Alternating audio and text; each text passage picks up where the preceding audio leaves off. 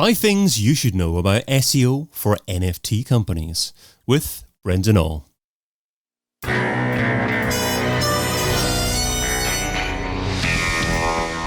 In Search SEO podcast is brought to you by Rank Ranger, the all-in-one SEO platform that helps scale your business through data and analytics. Hey, it's David. How different is SEO for NFT companies? That's what we're discussing today with a Singaporean digital marketing manager and blogger, often based in Cambodia. He's the founder and chief blogger at brendanall.com. A warm welcome to the In Search SEO podcast, Brendan All. Hi guys. Hey Brendan, great to have you here. Of course, you can find Brendan over at brendanall.com, and that's brendanaw.com. So Brendan, how different is SEO for NFT companies? Okay, so I think for a start, the barrier to entry for SEO for NFT companies in terms of SEO isn't very high at all, because for the simple fact that majority of them don't even do it. So that's the problem I have with a lot of a lot of NFT companies, or even crypto Web3 companies. Those Web3 companies who actually offer a service, and in terms of like fintech or anything, they usually do a little bit because they have like their own company blog and they do implement some sort of SEO practices. But the problem with NFT companies, they are so involved with social media marketing and generating hype, and being so focused on community that they don't do any at all. So that in that sense, that's how different it is, because a lot of times they just focus solely on social media. Okay, so it's a low bar. So perhaps it's almost like SEO from 10 years ago, like for more competitive industries. But we'll see, because today you're sharing 5 things to know about SEO for an NFT company. So let's find out if it's different, and if so, how different. So starting off with number 1, optimizing title tags, meta description, and URLs. Yeah, okay, so traditionally, like when you do any sort of on-page SEO, you would optimize your that particular page, especially even the homepage, for one single keyword. So most of the time, NFT companies, they do not do that. All they do is just put their brand name on, as the keyword. And nobody's going to search that, right? Because, they only come to know about your NFT project through social media. So that's one thing they don't even do. They don't even optimize their title tags. So let's say the NFT company name, and then followed by dash, and then a particular, topic, such as what's the function of that NFT about. They don't even do that. So that's something that I feel that a lot of NFT companies can do. Even for the meta description, what is the project about? Nobody knows. A lot of them try to be fancy about it and come up with some cliche catchphrase or something, which nobody's actually going to be searching for anyway. So in that sense, they are not even optimizing the basic and the most simplest SEO, practices.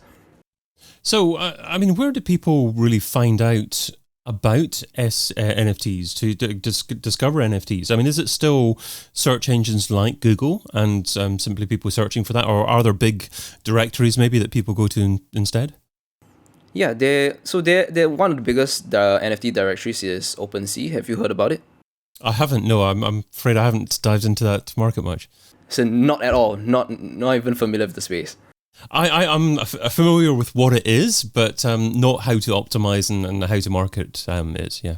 All right. So basically, the one of the biggest marketplace, or in fact the biggest NFT marketplace, is OpenSea, OpenSea.com.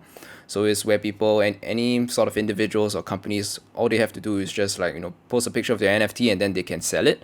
But most high level, I would say, NFT companies, they usually create their own front end, and then they just connect it through some code, and then it just appears on the marketplace. So that's where people mostly come to know about NFTs. It's on that marketplace itself, on the homepage, once it gets listed. Alternatively, the other sources will come from social media, most predominantly Twitter and Reddit. So that's where people start to hear about a lot of different big names starting to buy into different projects, or start to invest in certain projects, and that's where you see all their names popping out across all these forums and social media platforms. So that's where people come to know about it. And another very good tool that people use is called Nansen. So think of it as like Ahrefs or SEMrush for SEO, but this is for NFTs. So this tool, Nansen, allows you to actually see the on-chain analytics. So what on chain means that the activity on the blockchain, because like for anything Web3 related, crypto related, you can see all the activity on the blockchain, right? So Nansen pretty much aggregates all the data, puts it in a beautiful UI, and you can see the kind of information. So some of the tools, some of the features that Nansen allows you to do is to see the activity on certain projects or track certain wallets. So if you can see a whale. I mean, in terms of finance, they also use the same thing, whales. So if you see big whales buying or making very big purchases on chain, they can come to see about it. So that's how they know that, okay, if this guy's buying this particular project, it must be good. It's probably the price is going to go up soon, and I better get in. So that's one of the ways that people also do it. And is it obvious to a search engine like Google that your website is offering or selling NFTs, or do you have to use additional script or schema, for example, to mark up certain aspects of your page to demonstrate to Google what it is that you do? That's the thing. I think Google doesn't really like NFTs or anything Web3 crypto related because the YMYL kind of thing is so. I think they place a lot of importance, especially even in traditional finance, and there's no black and white for NFTs and crypto at this particular stage. There's no regulatory clarity also at all.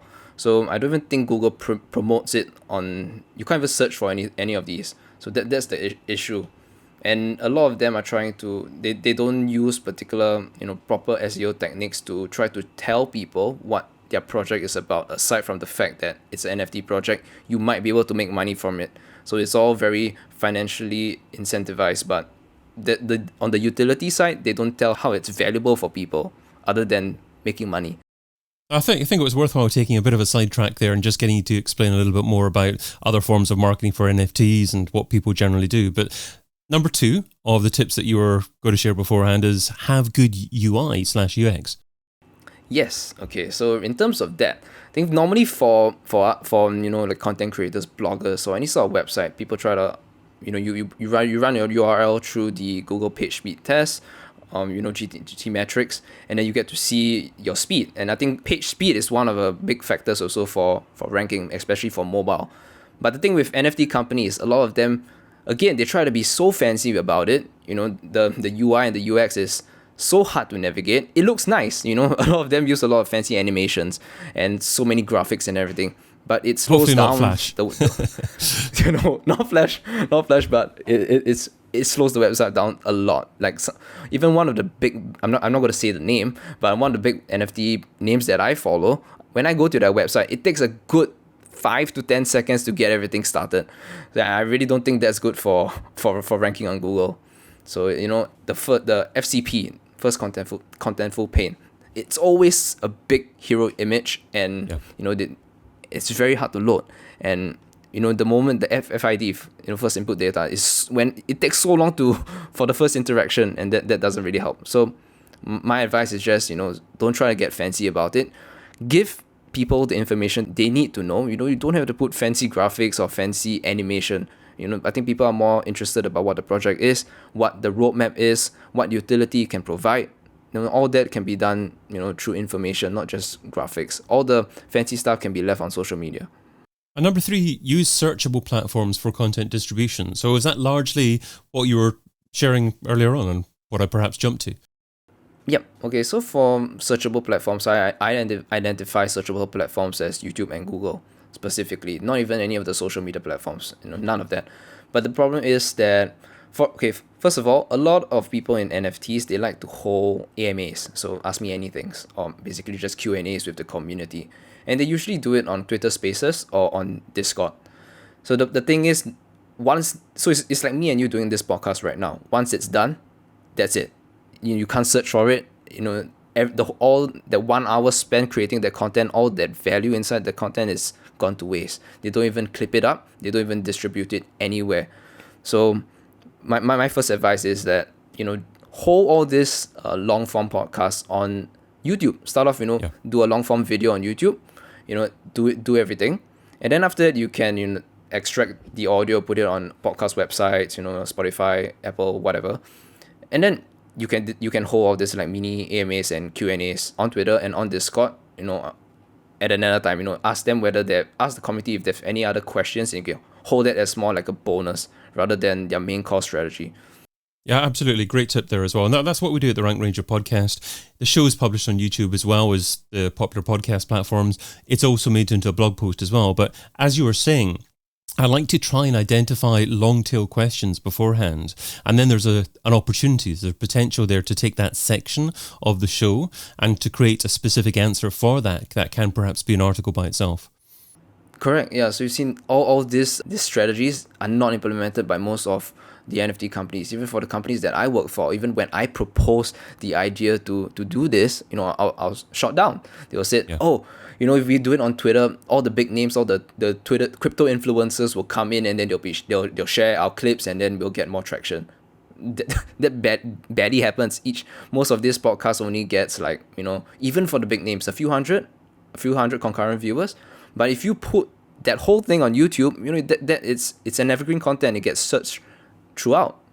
Yeah, absolutely. And number 4 is keyword research. So is keyword research for NFT companies any different?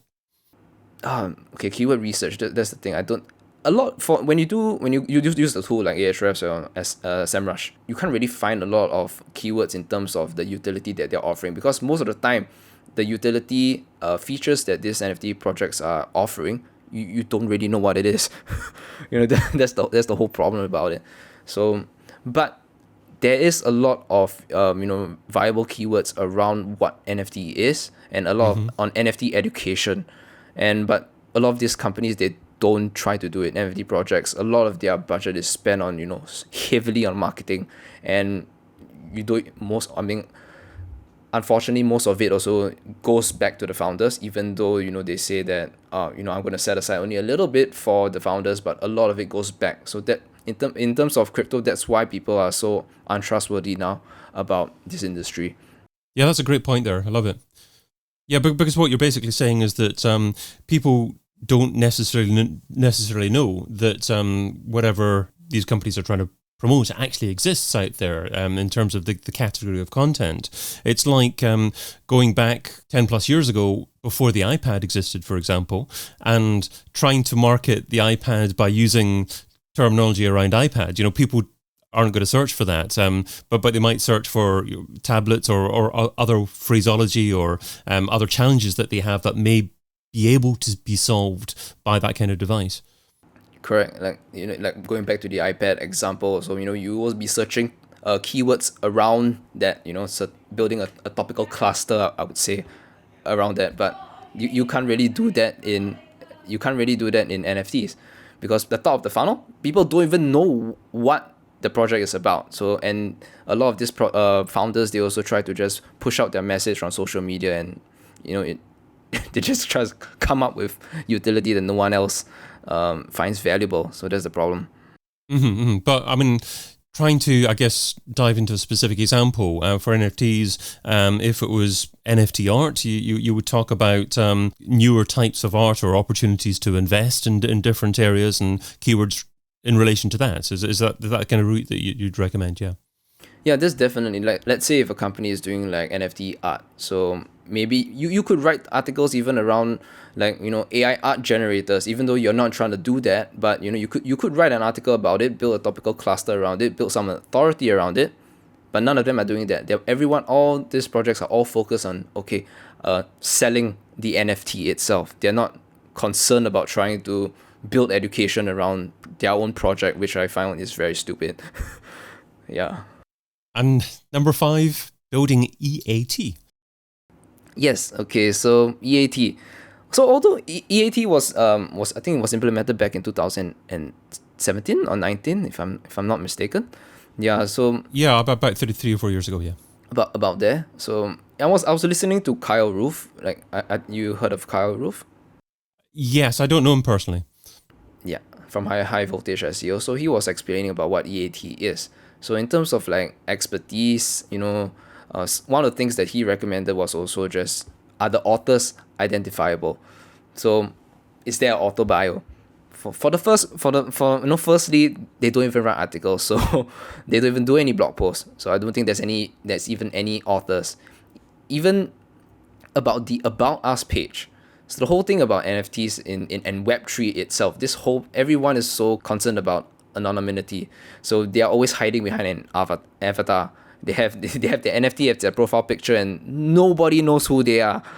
You know, if you're lucky, you get a LinkedIn profile. That's about it, and their social media profiles. So, in that sense, it's not very good even for EAT for an NFT project. And then for authoritativeness, you don't write any articles. You don't write. Google doesn't know what your authority on. That's the problem. You don't even get backlinks from anyone. No one is, you're not even collaborating with anyone to get backlinks back to your website. So that's one thing also that's not very good for EAT. And then for trustworthiness, I think for trustworthiness, Google wants to see that your company is a legit company. So that means having a phone number, having a local address, all of that. You are not going to find that on an NFT website, because if you're lucky, if it's if like there are multiple VCs or they are invested in it, yes, they may have an office, but for the most part, a lot of NFT projects are run by individual people, by a bunch of group of friends coming together, and they're not going to be bothered of setting up an office or doing any of this to build EAT. Yeah. And ultimately, that's not going to be good for Google, because Google's not going to like that. Great point. Well, let's finish off with the Pareto pickle. So Pareto says that you can get 80% of your results from 20% of your efforts. What's one SEO activity you would recommend that provides incredible results for modest levels of effort? I would recommend just doing blog posts, creating content, focusing on content marketing. It's not going to be easy. It's not going to be the 20% effort, but just doing that is going to put you leagues ahead on a lot of NFT projects, because they just don't do it. Yeah, so I would focus a lot of my efforts, and recommend a lot of NFT companies focus a lot around education and on content marketing. The challenge is that it's hard to get a quick win doing that. I'm not saying it's wrong at all. I'm just saying that nowadays there's so much content out there. It's like you're building the foundations below water before anyone can see what you're doing actually. So if you're getting that kind of knockback, maybe from a business leader, from founder of a business, to say, look, we're not getting any instant impact from it. There's no point in doing it because we're not getting instant impact. How do you actually justify it? How do you answer that? Well, I think I would say that if you prioritize growing and building a solid foundation, you would prioritize this. You wouldn't be trying to look for quick wins, because as NFT companies, you are already under so much scrutiny. So it's your responsibility, as the project founder, to try to show people and show Google that you are an authority and you're trustworthy, and that takes work. I've been your host, David Bain. You can find Brendan over at brendanall.com. Brendan, thanks so much for being on the In Search SEO podcast. Thank you so much, David. And thank you for listening. Check out all the previous episodes and sign up for a free trial of the Rank Ranger platform over at rankranger.com.